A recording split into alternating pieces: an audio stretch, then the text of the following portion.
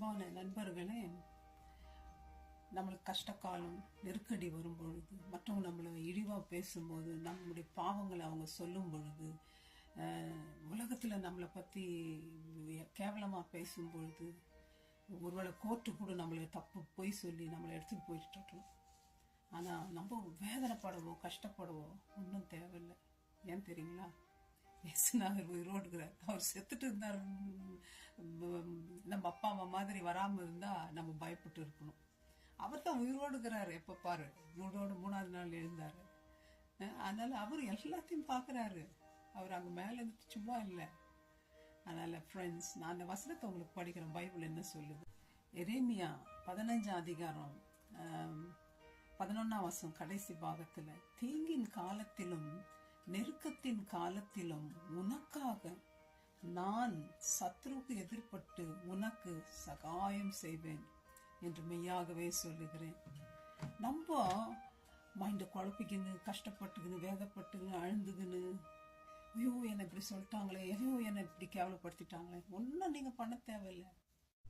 இப்போ 20-30 வருஷத்துக்கு முன்னாடி செய்த பாவத்தெல்லாம் போய் எடுத்து லைட்டுக்குள்ளே கொண்டு வருவாங்க. ஆனால் ஆண்டவர் என்ன சொல்கிறாரு தெரியுங்களா? உன்னுடைய தீங்கின் காலம், உனக்கு கஷ்டம், உனக்கு வேதனை கொடுத்த அந்த நாட்களில் நான் சத்ருவுக்கு எதிர்படுறேன்றார். நீங்கள் ஆண்டவரை மாத்திரம் தேடுங்க, ஆண்டவர்கிட்ட அறிக்கையிடுங்க உங்கள் பாவத்தை. ஆண்டவர் உங்கள் பாவங்களெல்லாம் மூடி போடுவேன்னு சொல்கிறார். இவனுடைய பாவங்கள் மூடப்பட்டதோ அவன் பாக்கியவான் வேதம் சொல்லுதுங்க. எதுக்கும் கவலைப்படா, எல்லா சிச்சுவேஷனும் ஆண்டவர் மாற்ற முடியும் நொடி பொழுதுல. அதான ஆண்டவர் செஞ்சார். ஒரே ஒரு வார்த்தையில கொந்தளித்த கடலையே அடக்குனாரு. நம்ம மனுஷனை அடக்குறது எவ்வளோன்னு அவருக்கு ஒண்ணுமே இல்லை. அப்பேற்பட்ட அதிகாரத்தை கொண்ட தேவனை நம்ம வச்சுட்டு இருக்கிறோம் கையில. நீங்க எங்க கலங்குறீங்க? நீங்க எங்க பயப்படுறீங்க?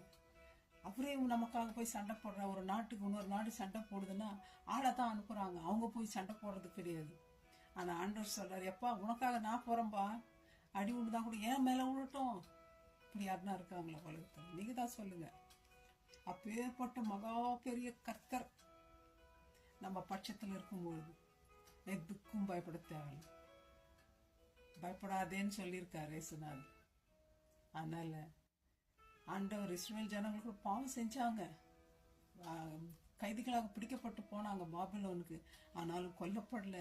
பிழைச்சு போ, அடிமைத்தனத்துல இருன்னு விட்டாரு ஆண்டவர். பனிஷ்மெண்ட் தான் கொடுத்தாரு, இருந்தாலும் உயிரை எடுக்காம மனம் திரும்புற வரைக்கும் விட்டாரு. நம்மள விடாம பாரா. நேசிக்கிற தேவன்க. லவ், அன்பு சகலத்தையும் தாங்கும், சகலத்தையும் மூடுமா, மறைக்குமா. எப்ப ஏற்பட்ட தப்பு பண்ணி